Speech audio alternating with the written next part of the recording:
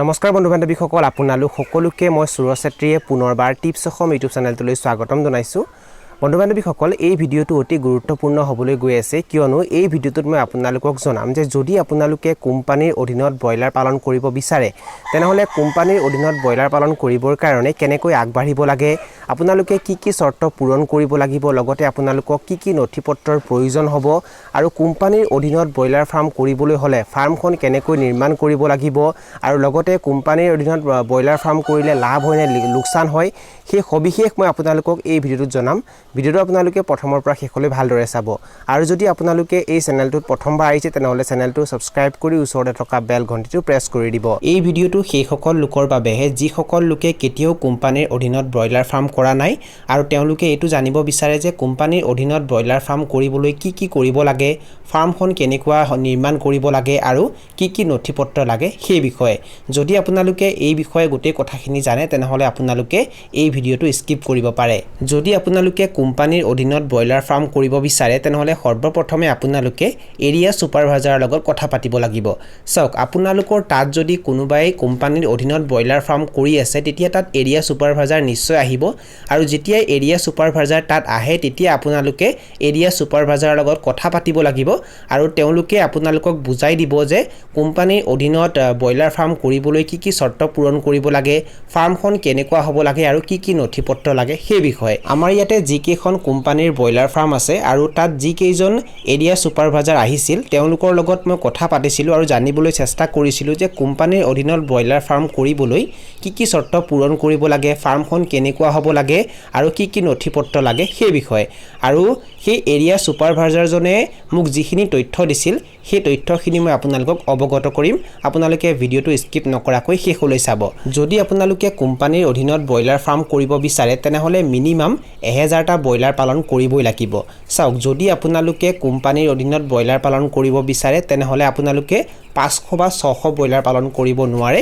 আপোনালোকে একেবাৰে minimum 1000 broiler পালন কৰিবই লাগিব। তাতকৈ বেছিও আপোনালোকে ব্ৰইলাৰ পালন কৰিব পাৰে। আপোনালোকে 1500, 2000, 3000, 4000 বা তাতকৈ অধিক ব্ৰইলাৰ পালন কৰিব পাৰে, কিন্তু একেবাৰে মিনিমাম আপোনালোকে 1000টা ব্ৰইলাৰ পালন কৰিবই লাগিব। যদি আপোনালোকে কোম্পানীৰ অধীনত ব্ৰইলাৰ পালন কৰিব বিচাৰে তেনেহ'লে ব্ৰইলাৰক থাকিবৰ কাৰণে যিটো গঁৰালৰ প্ৰয়োজন হয় সেই গঁৰালটো আপোনালোকে নিজৰ খৰচতে নিৰ্মাণ কৰিব লাগিব। গঁৰালটো নিৰ্মাণ কৰিবৰ কাৰণে কোম্পানীয়ে আপোনালোকক 1 টকাও নিদিয়ে। আৰু ইয়াৰ উপৰিও আপোনালোকে যিকেইটা ব্ৰইলাৰ পালন কৰিব সেই ব্ৰইলাৰ কেইটাক দানা পানী খাবৰ কাৰণে যিখিনি বাচন বৰ্তনৰ প্ৰয়োজন হয় সেই বাচন বৰ্তনখিনিও আপোনালোকে নিজৰ টকাৰে ক্ৰয় কৰিব লাগিব।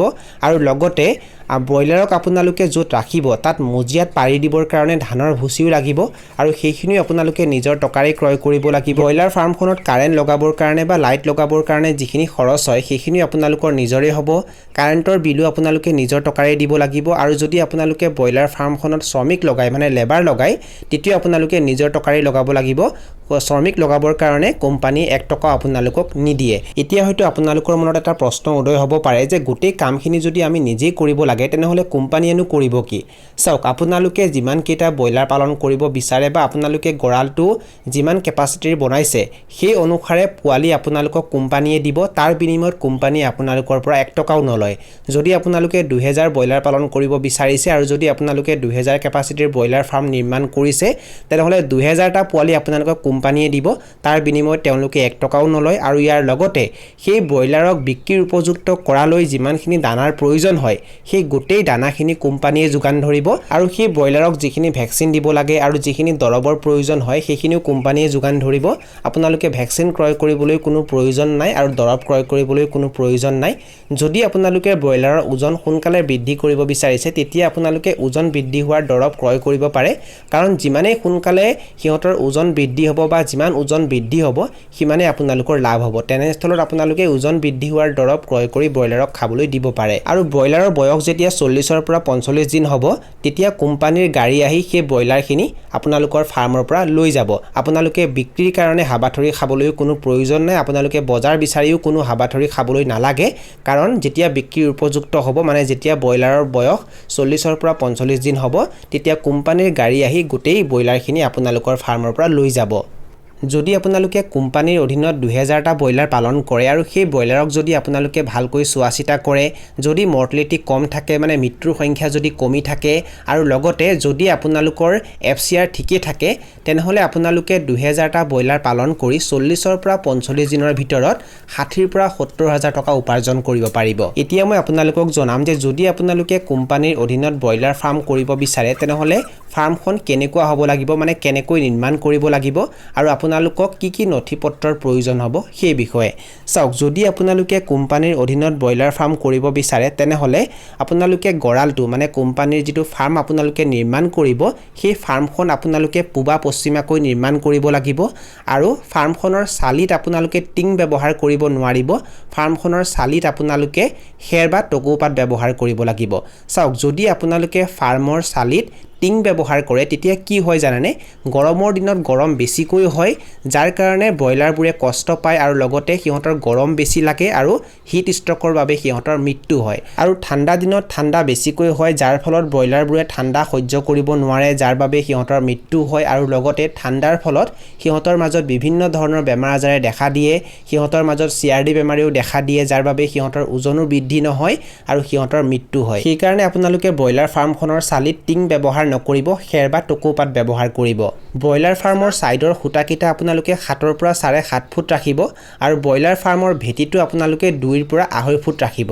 এতিয়া মই আপোনালোকক জনাম যে যদি আপোনালোকে কোম্পানীৰ অধীনত ব্ৰইলাৰ পালন কৰিব বিচাৰে, তেনেহ'লে আপোনালোকক কি কি নথিপত্ৰৰ প্ৰয়োজন হ'ব সেই বিষয়ে চাওক। যদি আপোনালোকে কোম্পানীৰ অধীনত ব্ৰইলাৰ পালন কৰিব বিচাৰে, তেনেহ'লে Aadhaar card, PAN card, voter ID, 3খন passport size photo, bank passbook আৰু লগতে গাঁওবুঢ়াৰ প্ৰমাণপত্ৰ আৰু কাৰেণ্টৰ বিল, এইখিনি নথিপত্ৰৰ প্ৰয়োজন হয়।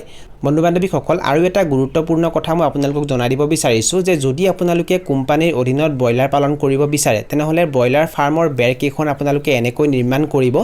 যদি আপোনালোকে ব্ৰইলাৰ ফাৰ্মৰ বেৰকেইখন এনেকৈ নিৰ্মাণ কৰে, তেতিয়া বতাহ ভালকৈ ইপাৰ সিপাৰ হ'ব পাৰে, যাৰ বাবে ফাৰ্মত এমনিয়া গেছৰ সৃষ্টি নহয় আৰু ব্ৰইলাৰবোৰে থাকিও ভাল পায়।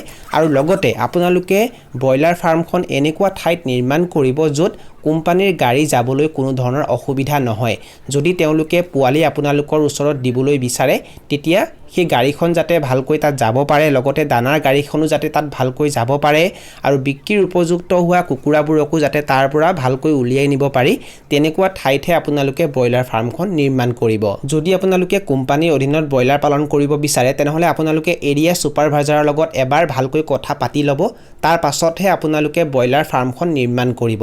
ভিডিঅ'বোৰ চাই আপোনালোকে পটককৈ ব্ৰইলাৰ ফাৰ্ম নিৰ্মাণ নকৰিব, কাৰণ প্ৰত্যেকটো কোম্পানীৰ যিবোৰ চৰ্ত থাকে সেইবোৰ বেলেগ বেলেগ থাকে। সেইকাৰণে আপোনালোকে এবাৰ এৰিয়া ছুপাৰভাইজাৰৰ লগত কথা পাতিব।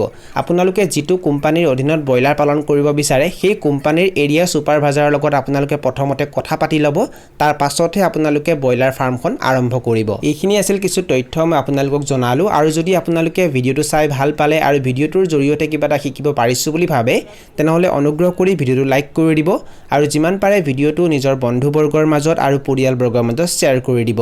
এই ভিডিঅ'টো এইখিনিতে সামৰণি মাৰিছোঁ। ধন্যবাদ।